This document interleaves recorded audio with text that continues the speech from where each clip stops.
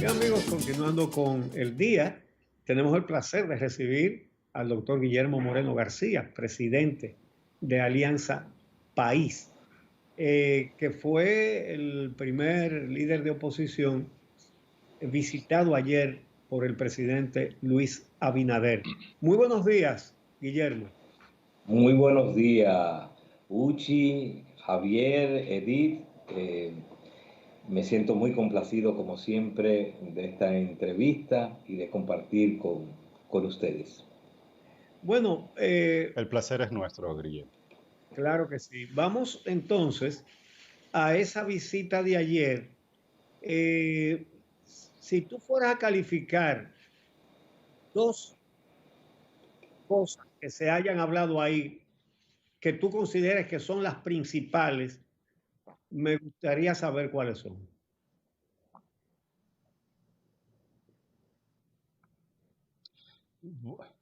Guillermo, bueno, en ese sentido, recordemos que en este proceso de diálogo iniciado el día de ayer, estamos tratando de recuperar en términos técnicos ahí el sonido y la imagen, pero el día de ayer, en Sí, la primera reunión, tal y como señalaba Uchi, fue con el partido Alianza País y su presidente Guillermo Moreno, y una serie de miembros de esta organización política donde se abordaron distintos temas. Recordemos que la motivación inicial de esta ronda de diálogo, de este ciclo de diálogo, fue el tema de cómo enfrentar esta crisis esta crisis que tenemos a nivel del mundo con esta pandemia. Uchi, tú Javier, le hacías una ya, pregunta a Guillermo Moreno, parece que lo sí, tenemos. Sí. es que lo perdimos, pero ya lo recuperamos. Muy bien.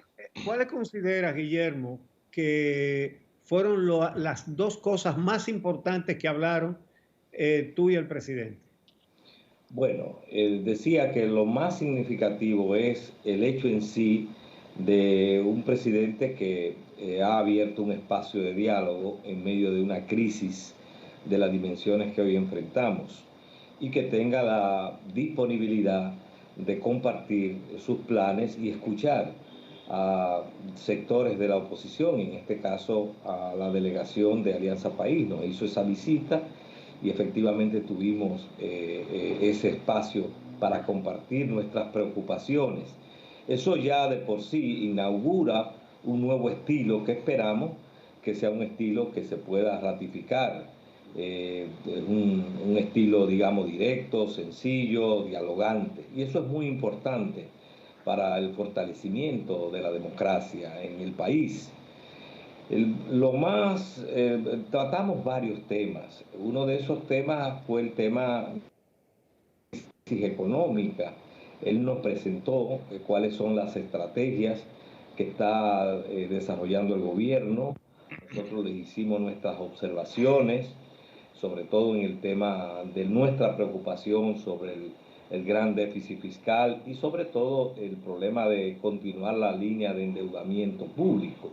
Y en ese sentido, le hicimos saber que en medio de esta crisis el gobierno tiene que, digamos, apretarse los cinturones y comenzar dando el ejemplo.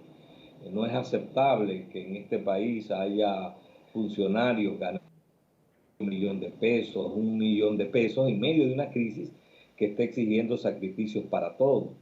Y que eso es en gran medida parte de lo que puede validar o legitimar muchas de las medidas que se van a adoptar. Que hay que esas instituciones que son de botella, que no tienen función, que hay que suprimirlas para mostrar precisamente que hay una disposición y una política acorde con la situación que vive el país. Es decir, hay que mejorar de manera sustancial la calidad del gasto, evitar el despilfarro y sobre todo todas las fuentes de enriquecimiento ilícito. Otra de las cuestiones que le mostramos preocupación es que si bien es cierto que esos proyectos, esos grandes proyectos pueden tener significación y ser importantes, pero que el gasto público también, le opinábamos, debía dirigirse hacia obras de pequeña escala, que tengan un impacto económico en las comunidades y al mismo tiempo que esas pequeñas obras mejoren la calidad de vida de la gente, que precisamente está en un proceso de deterioro. Otro tema que para nosotros fue muy importante es el tema del relanzamiento del sector agropecuario. Le manifestamos que hoy día todos los países, y República Dominicana no puede ser la excepción, todos están cada uno preocupado en cómo garantizar la alimentación de su población, y como la crisis es mundial, le corresponde a cada país tomar medidas concretas. Y en el caso nuestro necesitamos relanzar el sector agropecuario, y para eso una de las cuestiones clave es disminuir los altos costos que tiene la producción agropecuaria en nuestro país. No, el precio de los combustibles, de los pesticidas, pero además y sobre todo la falta de acceso a un crédito barato, al crédito formal que tienen los productores, que normalmente en un 85% tienen que recurrir al crédito informal, que cobra entre un 3 y un 10% de interés mensual, que es algo que hace insostenible la producción agropecuaria. Lo mismo el gran costo que tiene la intermediación, esto es, del cómo suben, cómo se duplica el costo de los alimentos, finca al supermercado o al mercado. Entonces, que todo requiere de políticas públicas que permita el relanzamiento del sector agropecuario, la capitalización del Banco Agrícola como parte de esa estrategia. La otra cuestión, sí, decías. Sí, Guillermo. Hay un tema que recogen los medios de comunicación sobre el cual planteaste preocupación y algunas propuestas a partir de este diálogo con el presidente el día de ayer, que es el tema de la educación, el impacto que tiene la crisis sanitaria en el sector educativo y del inicio del próximo año escolar. ¿Algún aspecto importante que quiera destacar de esta parte de la conversación? Sí, efectivamente. Nosotros le manifestamos al presidente y a su comitiva, que estaba integrada por varios ministros, entre ellos el ministro de Educación, Roberto Fulcar, que nosotros compartíamos desde Alianza País su decisión de iniciar el año escolar de manera a distancia y de manera virtual, que compartíamos eso porque veíamos que los riesgos que implicaba impartir el año escolar de manera presencial eran demasiado para la población joven y para todo el país. Pero que al mismo tiempo, y también le decíamos que habíamos visto con mucha satisfacción el programa y los compromisos que ellos habían asumido respecto de cómo salvar el año escolar. Ahora bien, que teníamos varias preocupaciones y que la queríamos compartir para que efectivamente se definan estrategias específicas. Una es que la educación virtual puede, si no se es efectivo en proveer a los estudiantes y profesores de los dispositivos necesarios, de la conectividad necesaria, y a profundizar la inequidad o la desigualdad de acceso de los sectores empobrecidos a la educación en comparación con los sectores medios. En segundo lugar, que nos preocupaba mucho que la educación virtual pudiera traducirse en una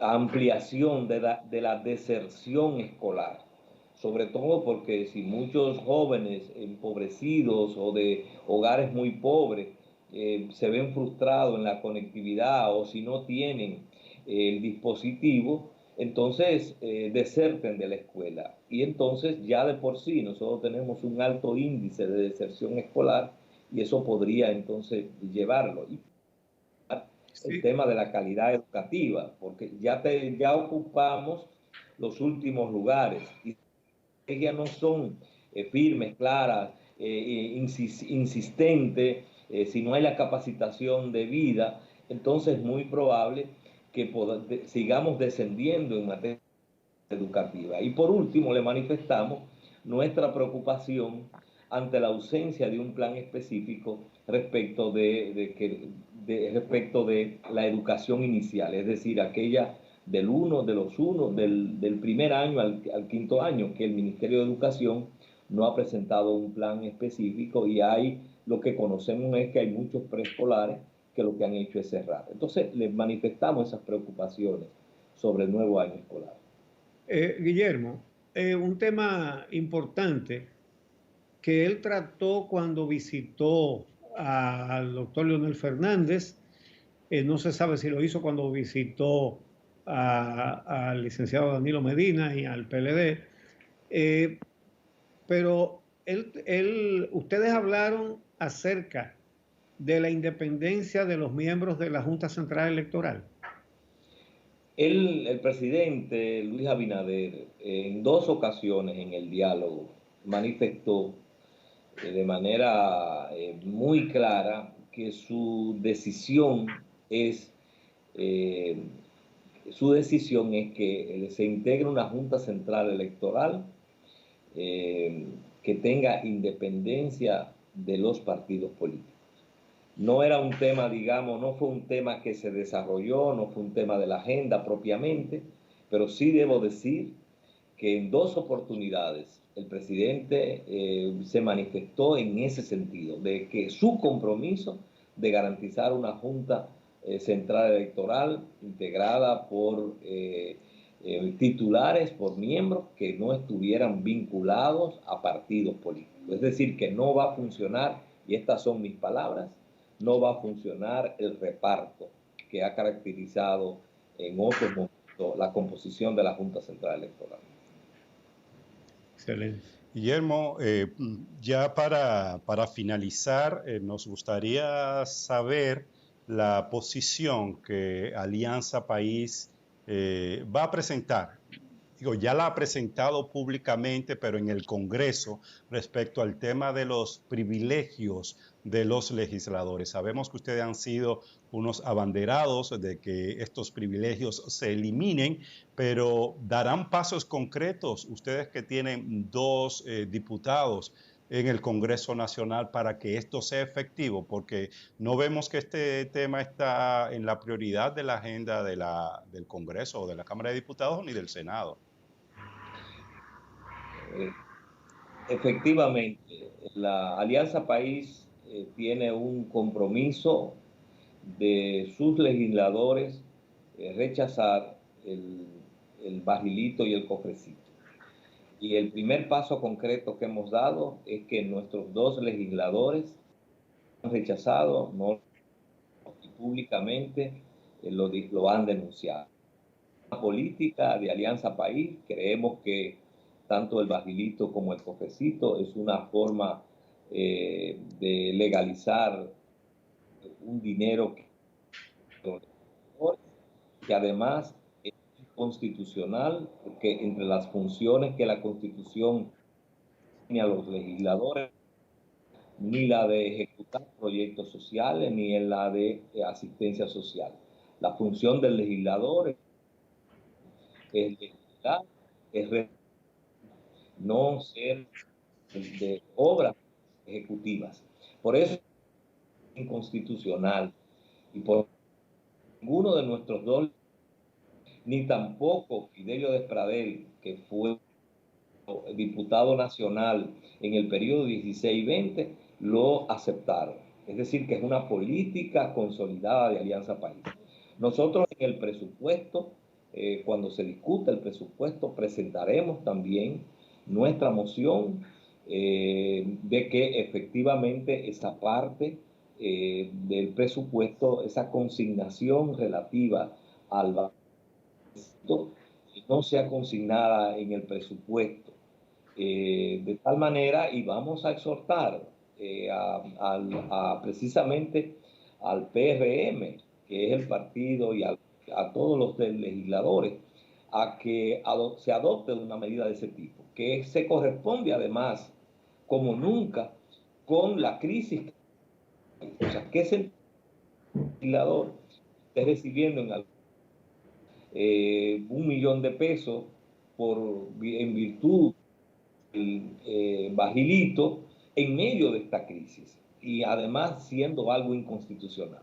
Entonces es una posición que hemos sostenido y que seguiremos sosteniendo y que seguiremos impulsando en medio de esta crisis, y además de eso es una política de Alianza País.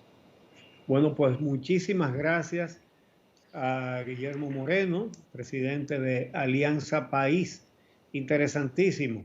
Además, ciertamente es un partido que puede decir a boca llena que sus legisladores, como bien lo dijo Guillermo, Fidelio Despradel, que cesó ahora en el 2020, y los dos que comenzaron ahora en el 2020, han dado el buen ejemplo.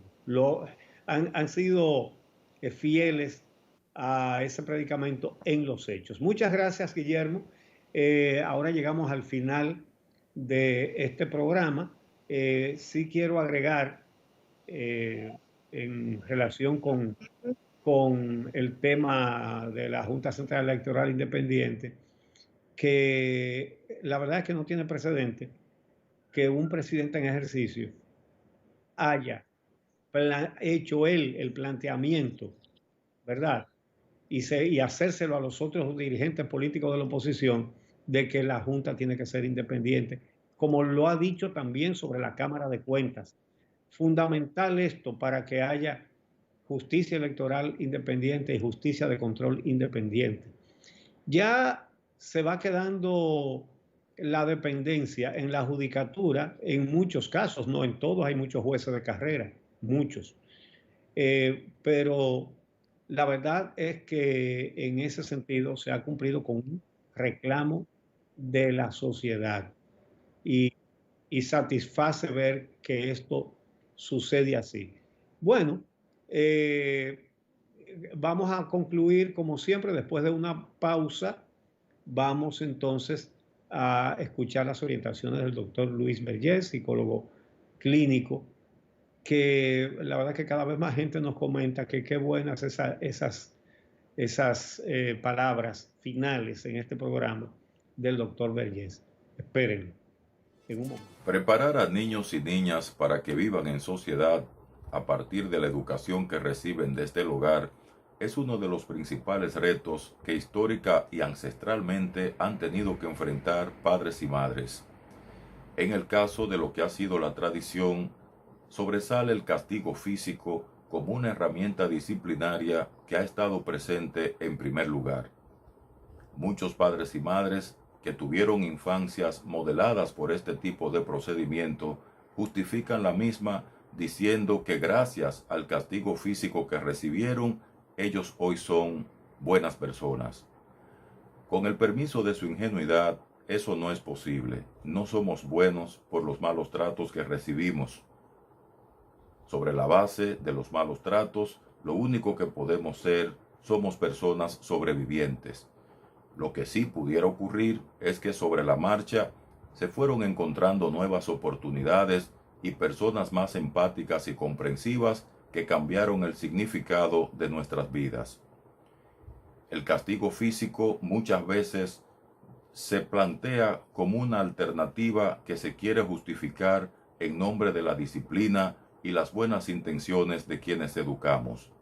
Los resultados de la ciencia han demostrado que son desafortunados, sobre todo porque solo contribuyen a reprimir e inhibir la conducta, pero no a generar una conciencia y comprensión, ni mucho menos un aprendizaje claro que pueda revertirse favorablemente en favor de la confianza y el buen desempeño en las distintas tareas que en su desarrollo tienen que afrontar niños y niñas. Recientemente se hizo un rating donde se valoró las 10 personas que más daño han hecho en la historia de la humanidad, y resultó que, encabezados por Adolfo Hitler, todos coincidieron en que habían recibido malos tratos en la niñez. Tuvieron una niñez infeliz, caracterizada por todos aquellos aspectos conductuales de rechazo, ignominia e insulto a su dignidad como seres humanos. Proponemos como alternativa lo que hoy se llama la disciplina positiva, que tiene en primer lugar un planteamiento de identificar cuáles son los métodos que estamos usando para disciplinar a nuestros hijos e hijas. En segundo lugar, estos métodos medir el impacto que están teniendo en su conducta. En tercer lugar, darnos cuenta si están contribuyendo al bienestar o la salud mental o integral de su desarrollo. Y por último, cambiarlos si no están funcionando o contribuyendo al logro de esos propósitos.